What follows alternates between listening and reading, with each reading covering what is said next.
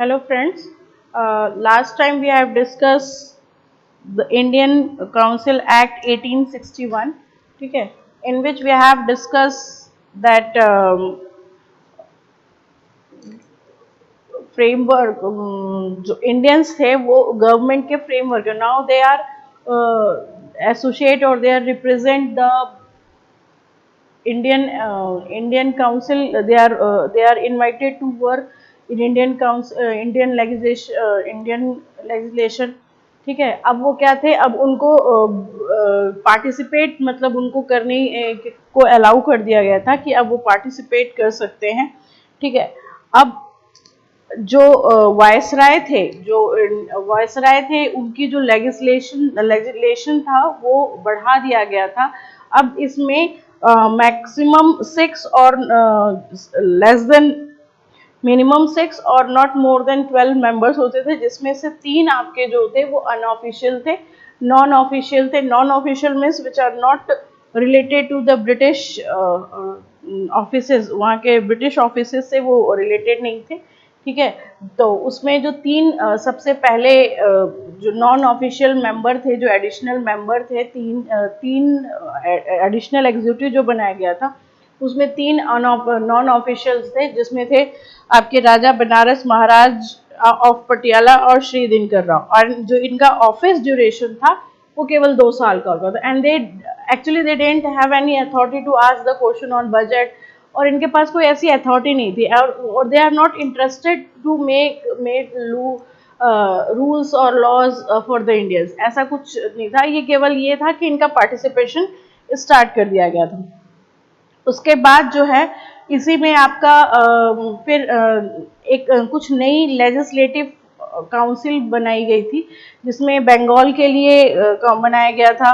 फिर north West frontier था वो था, फिर आपका पंजाब था, ठीक है, बंगाल था। इन सब के लिए न्यू लेजिस्लेटिव काउंसिल बनाई गई थी।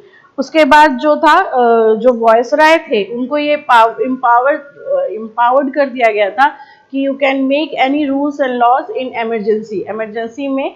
मीन्स वो ऑर्डिनेंस, तो फर्स्ट टाइम जो 1861 में तो ऑर्डिनेंस पास करने का कि अगर कोई इमरजेंसी है तो विदाउट कंसर्न ऑफ काउंसिल या सेक्रेटरी ऑफ स्टेट आप एक जो है क्या नाम है ऑर्डिनेंस पास कर सकते हैं। और जो इस ऑर्डिनेंस का ड्यूरेशन होता है वो केवल 6 महीने का होता था। तो इमरजेंसी में जो वॉइस राय थे वो ऑर्डिनेंस पास करते थे। तो 1861 के ही टाइम में इंडियन कांग्रेस जो था, इंडियन नेशनल कांग्रेस का स्थापना हुई थी, एक स्टैब्लिशमेंट हुआ था 1885 में।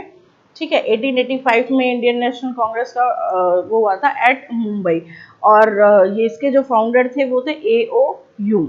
ठीक है, तो इतना हम लोगों ने 1862 में देखा था।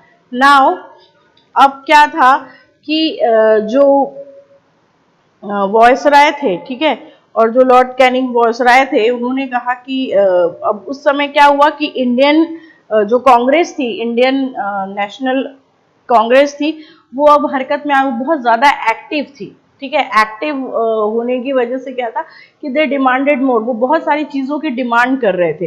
तो जो वहाँ के वॉयसराय थे उन्होंने कहा कि भाई ठीक है, अगर इंडियंस पे रूल करना है तो कुछ इंडियंस की बात भी माननी पड़ेगी। ठीक है, तो उन्होंने फिर तो जो एक्ट आया, the Indian council act 1892, the Indian council act 1892। अब इसमें क्या हुआ कि जो 1860 इंडियन काउंसिल एक्ट 1861 था, इससे कांग्रेस या इंडियंस जो थे वो सेटिस्फाई नहीं थे। उन्होंने कहा कि नहीं भाई, ऐसे तो काम नहीं चलेगा, हमारा कहीं हम कोई क्वेश्चन नहीं पूछ सकते, हमारे जो एडिशनल मेंबर्स हैं वो बहुत कम है। तो इसीलिए उन्होंने क्या किया कि उन्होंने कहा कि आप अगर एक नई काउंसिल बना के और कुछ हमारी डिमांड्स को पूरी कर दें तो it is better for the governance. ठीक है, गवर्नमेंट के लिए अच्छा रहेगा। तो उन्होंने कहा ठीक है, द इंडियन काउंसिल एक्ट। उसके बाद एक काउंसिल एक्ट पास किया गया 1892। इसमें क्या हुआ, increased under this act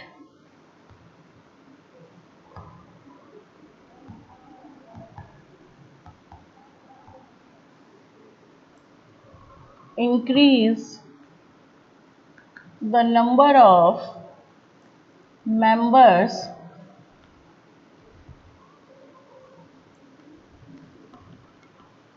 in the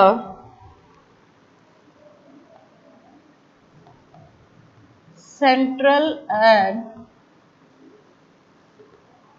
provincial council.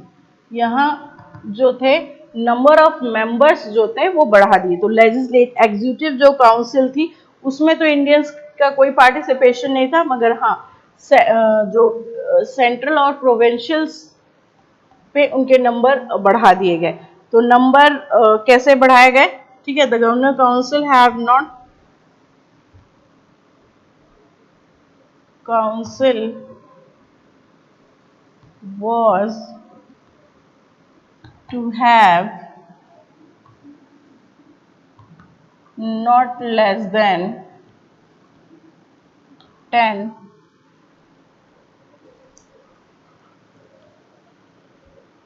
and not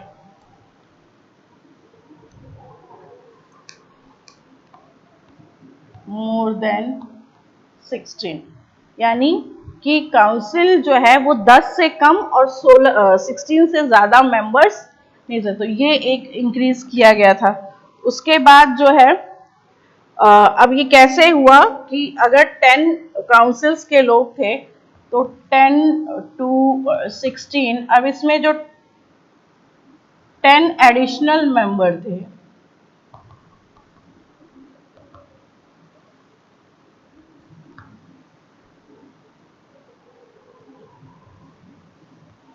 जो 6 थे वो ऑफिशियल थे,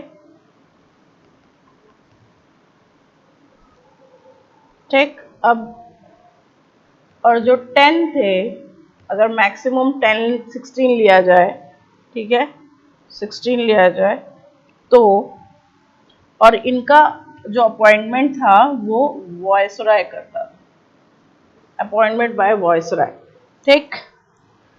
5 जो थे इनका अपॉइंटमेंट वॉयसराय करता था, और जो 4 थे ये आते थे इलेक्ट होके बॉम्बे, मद्रास,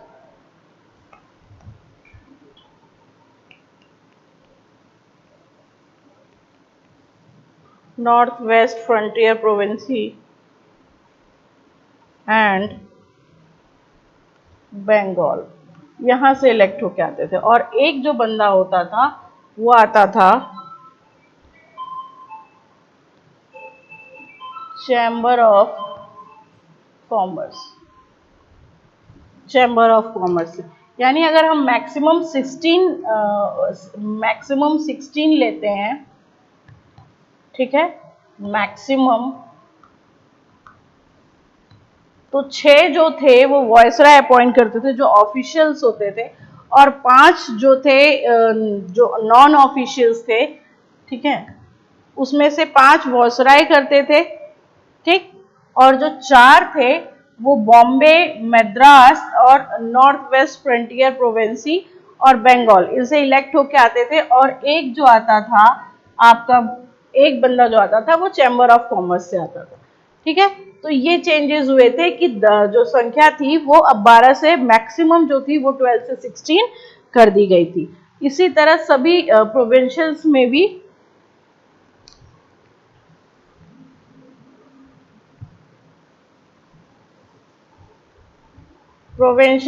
भी सबकी अलग अलग मेंबर्स बढ़ा दिए गए थे। जैसे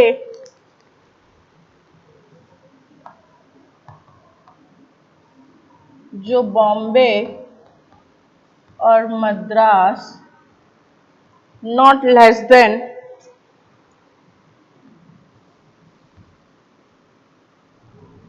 'the number was not less than 20', ठीक, 20, नॉट लेस देन 20, और not less than 8, sorry, 8 and not more than 20। ठीक, फिर द मैक्सिमम बंगाल, बंगाल के लिए क्या था 20 और नॉर्थ वेस्ट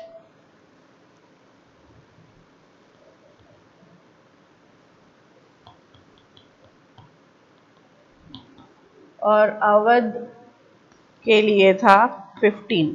ठीक, तो ये जो नंबर्स थे ये बढ़ा दिए गए थे। उसके बाद अब कांग्रेस ने ये भी डिमांड की थी कि भाई जो बजट है उस पे हमें डिस्कस करने, मतलब हमें डिस्कस करने का कोई राइट नहीं है। तो अब ये राइट मिल गया था। द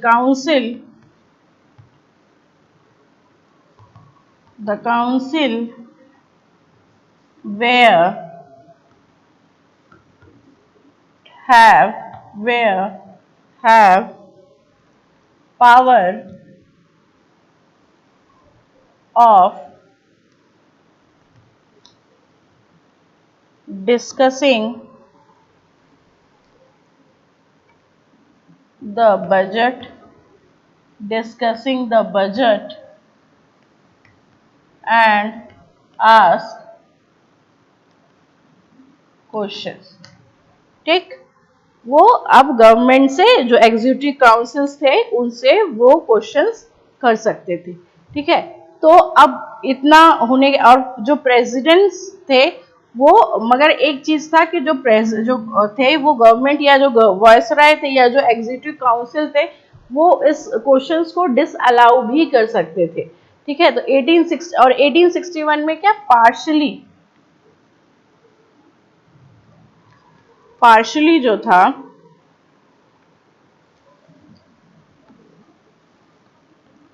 partially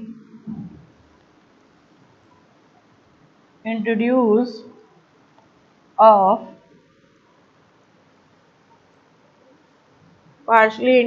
of इलेक्शन, पूरा नहीं पर हाँ यहाँ पे इलेक्शन का जो था कि कैसे इलेक्शंस होंगे जो तो वो अब इंट्रोड्यूस हो गया था।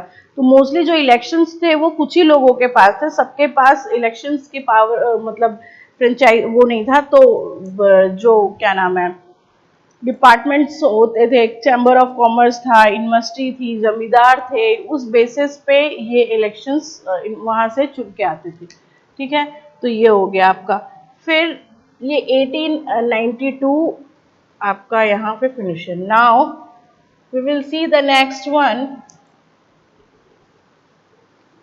जो दूसरा है आपका वो है द इंडियन काउंसिल एक्ट। ये बहुत इंपॉर्टेंट 1990। ठीक है, तो 1909 में क्या था कि इसे जो है वो mean also known as Morley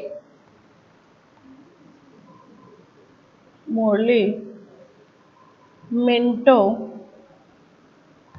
reforms, we also known as Morley Minto reform। Morley Minto reform means why? So Morley was secretary Lord Monte. The full name is Lord Monte. Lord Morley, that time Secretary of State। Secretary of State ये एक reform लेके आए। ठीक है, और ये थे Lord Minto. ठीक है, तो ये वॉयसराय, तो इसलिए इन ये कुछ देयर इज सम चेंजेस 1892 के एक्ट जो था उसमें बहुत सारे चेंजेस किए, इसीलिए क्योंकि मेन चेंजेस ये लोग लेके आए। तो जो वो सेक्रेटरी थे और जो वॉयसराय थे, तो सेक्रेटरी आपके मोरले लॉर्ड मोरले थे और ये मिंटो थे लॉर्ड मिंटो थे। इनके कॉम्बिनेशन मतलब इनकी सोच ने, इन्होंने कहा कि कुछ रिफॉर्म्स लेके आने चाहिए, इसलिए जो ये काउंसिल था, जो एक्ट था, इसको मोर्ले मिंटो रिफॉर्म भी कहते हैं। तो मोर्ले आपके सेक्रेटरी ऑफ स्टेट थे और जो मिंटो थे वो आपके वॉयसरॉय थे। तो अब कांग्रेस अभी भी जो है वो डिमांड कर रही थी कि भाई हमें क्वेश्चंस तो पूछने की आज़ादी है, मगर कोई सप्लीमेंट क्वेश्चन के उसको उसका आंसर देना ना देना ये वॉयसरॉय या एग्जीक्यूटिव काउंसिल पर डिपेंड करता है। तो अब इस लॉर्ड, हम यहाँ लिख देते हैं Morley Minto, it is important. ये इम्पॉर्टेंट इसलिए भी है कि मोर्ले और मिंटो रिफॉर्म से भी ये एक्ट जाना जाता है। ठीक है, तो लॉर्ड मिंटो और ये था, it increase the size of legs council with centre. अब क्या हुआ, इट इंक्रीज्ड साइज जो है सेंट्रल और प्रोविंशियल लेजिस्लेशन की बढ़ा दी गई। इंक्रीज्ड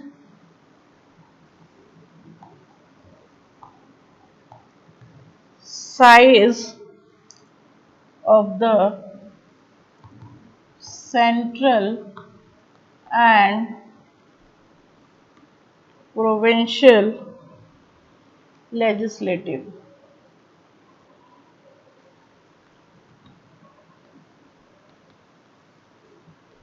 ठीक, कैसे बढ़ा दिया गया, कितना साइज कितना वो कर दिया गया, इन्होंने कहा कि was increased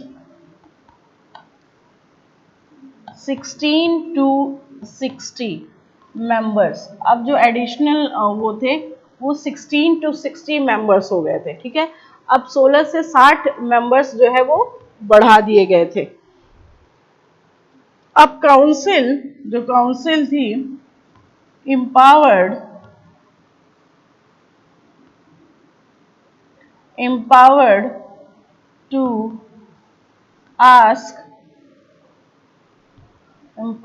to ask questions and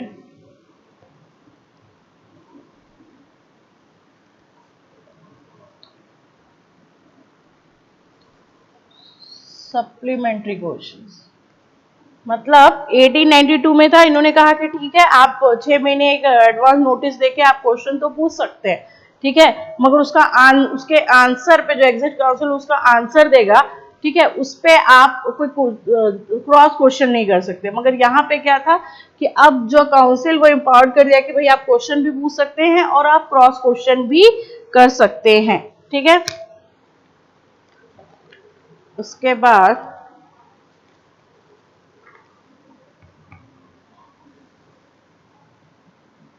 now the council had also the right of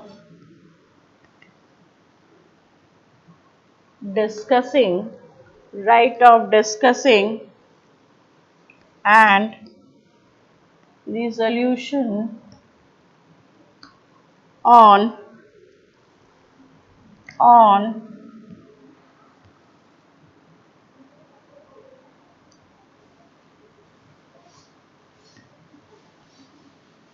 final statement.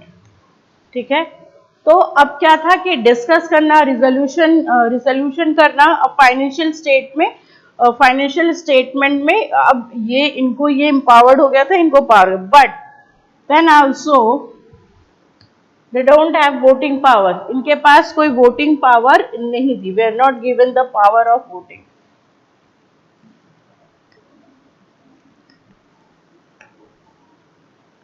Are not given power of voting, अभी भी इनको वोटिंग का अधिकार नहीं था।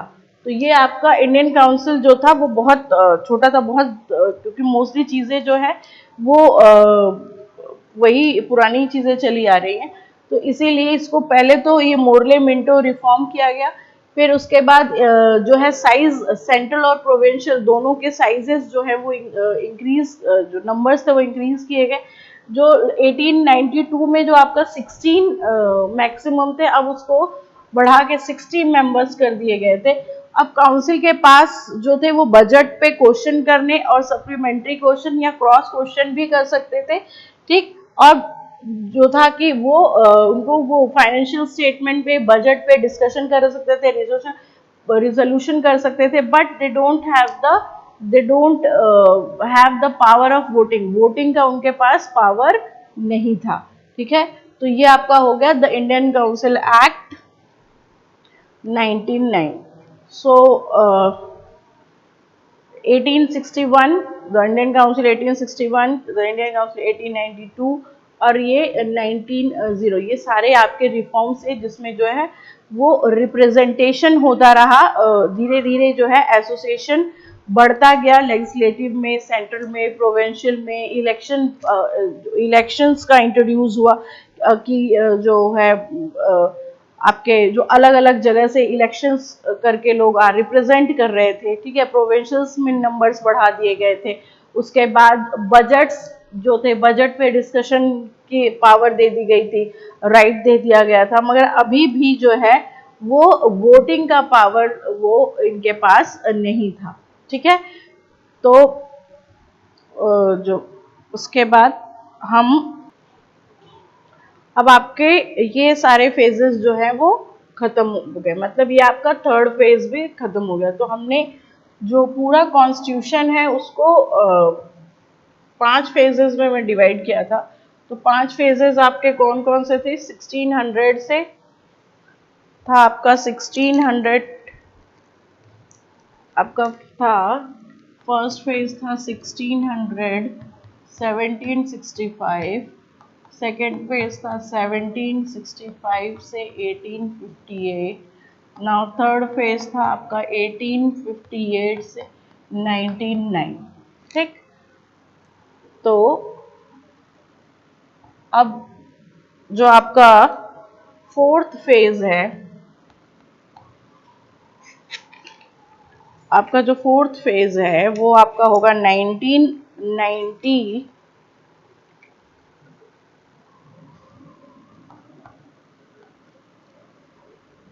1990 से 1947।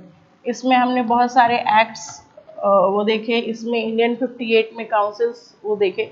1958 में फिर एक काउंसिल इंडियन का इंट्रोडक्शन जो है वो self government act, the government of India act का इंट्रोडक्शन हुआ, ठीक। तो वो है आपका the government of India act 1990, ठीक। अब क्या हुआ कि 1990, अब 18 जो 1909 था, उसमें भी जो है उन्होंने कहा कि इस तरह से तो इंडियन कांग्रेस जो थी और इंडियंस जो थी वो सेटिस्फाई नहीं थे। वहीं पे वर्ल्ड वॉर स्टार्ट हो गया था आपका 1914 में।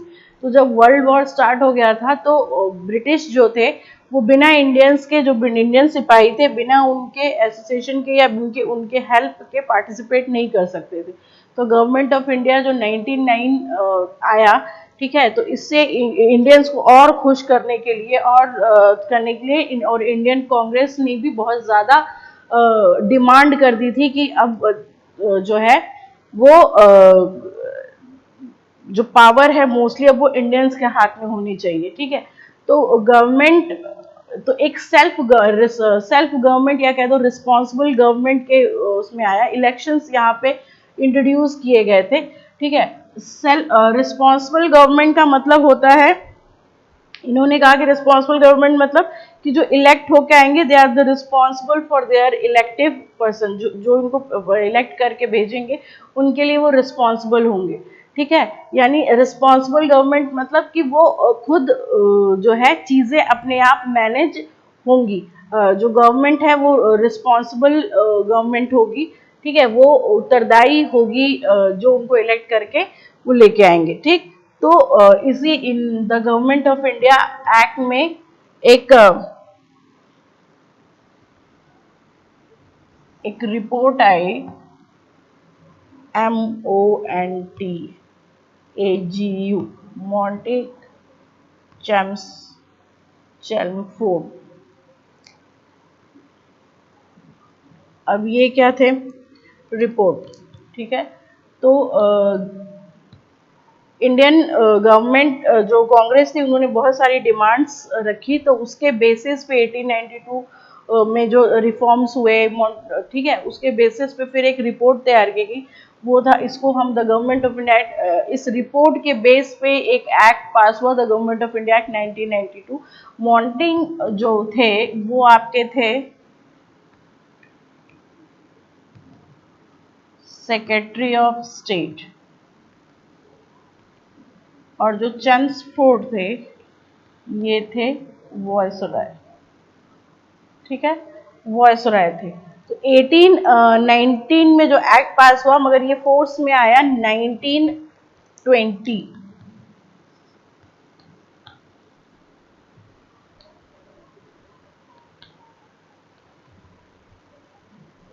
1921 में ये फोर्स में आया। तो मॉन्टी चैम्सफोर्ड चैम्सफोर्ड रिपोर्ट के बेसिस पे ये एक्ट पास हुआ। तो अंडर दिस एक्ट क्या हुआ कि इंडियन नेशनल कांग्रेस जो थी वो सेकेंड वर्ल्ड वॉर में, मैंने आपको कहा कि बहुत एक्टिव थी। सारे जो जब कांग्रेस बनी तो जितने भी इंडिया के लिए या उनके आज़ादी के लिए या उनके इंडिपेंडेंस के लिए सोच रहे थे, वो सारे के सारे एक उनको एक प्लेटफॉर्म मिल गया, वो कांग्रेस में आ गए, ठीक है। अब वो सब मिल के सोचते थे कि इंडिया जो है इंडिया को कैसे रिफॉर्म करे, या इंडिया को कैसे क्या ऐसा करे, कौन कौन से ऐसे लॉज, और कैसे ईस्ट इंडिया से और ब्रिटिश कंपनी से सारी चीजें अपने हाथ में ली जाए, ठीक है। कैसे इनके हेल्प, जो इंडियन गवर्नमेंट थी कैसे उसको और यहाँ के सिटीजन्स के लिए हेल्प करे, ये सारी चीजें इंडियन कांग्रेस के जो प्लेटफॉर्म पे सोची जा रही थी। तो ये एक रिपोर्ट आई इसी के बेसिस पे। तो अब यहाँ क्या हुआ कि 20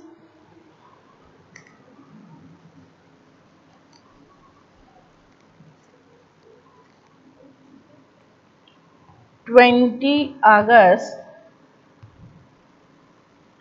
1917 को, 20 अगस्त 1917 अगस्त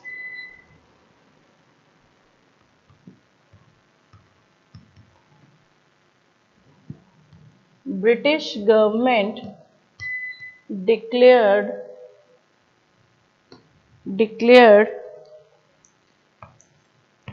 increasing association in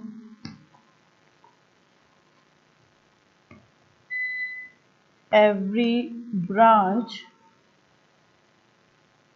of the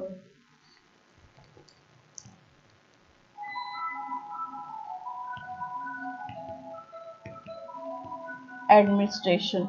मतलब 20 अगस्त को जो रिपोर्ट आई, 20 अगस्त 1917 में जो रिपोर्ट आई, ठीक है, उसमें ये ब्रिटिश गवर्नमेंट ने ये डिक्लेयर किया कि अब सभी ब्रांचेस में सभी जगह पे या सभी पार्ट में इंडियंस का पार्टिसिपेशन और इंडियन का जो है वो होना चाहिए, ठीक है। तो ये उन्होंने डिक्लेयर किया 20 अगस्त 1917 की जो रिपोर्ट आई थी उसमें इन्होंने ये डिक्लेयर किया था कि ये सारी चीज अब जो इंडियंस हैं उनका पार्टिसिपेशन जो है वो सब जगह होना चाहिए, ठीक।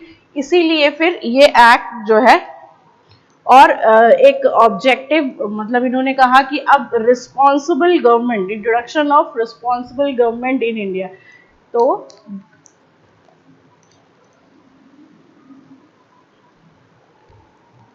यहाँ पे 1919 में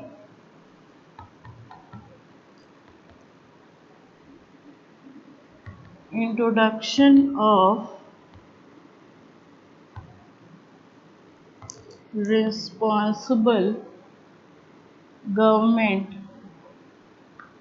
इन इंडिया, इसका इंट्रोडक्शन, और रिस्पॉन्सिबल गवर्नमेंट में इनका इंट्रोडक्शन हुआ, ठीक है। तो 1919 एक्ट जो नेक्स्ट वीडियो में हम इसको पूरा कंप्लीट करेंगे, क्योंकि इसमें बहुत सारे चेंजेस हुए थे, बहुत सारे। तो इतना ये जान लो कि ये जो 1990 था, इसको हम मॉन्ट्यूक चैम्प्लॉट रिपोर्ट के तहत, जब ब्रिटिश ने डिक्लेयर किया कि भाई इनको जो है वो वर्ल्ड वॉर में तो पार्टिसिपेट करना है, फिर इंडियन कांग्रेस ने भी बहुत ज़्यादा डिमांड की, ठीक है, कि आपको ये डिमांडें माननी पड़ेंगी हमारी। तो ये इंट्रोडक्शन हुआ है रिस्पॉन्सिबल गवर्नमेंट के। तो इन्होंने कहा, तो ब्रिटिश ने डिक्लेयर किया कि अब सभी ब्रांचेस में जो है वो इंडियंस का पार्टिसिपेशन होगा। और introduction of responsible government, India में पहली बार रिस्पॉन्सिबल गवर्नमेंट का, ओके, रिस्पॉन्सिबल गवर्नमेंट मतलब कि वो इलेक्ट होके जो लोग आएंगे, ठीक है, जो इलेक्ट होके आएंगे वो रिस्पॉन्सिबल होंगे, ठीक है, गवर्नमेंट के लिए, जिसके पब्लिक के लिए रिस्पॉन्सिबल होंगे, ठीक है। तो नेक्स्ट टाइम हम इसको फिर कंप्लीट करेंगे। Thank you.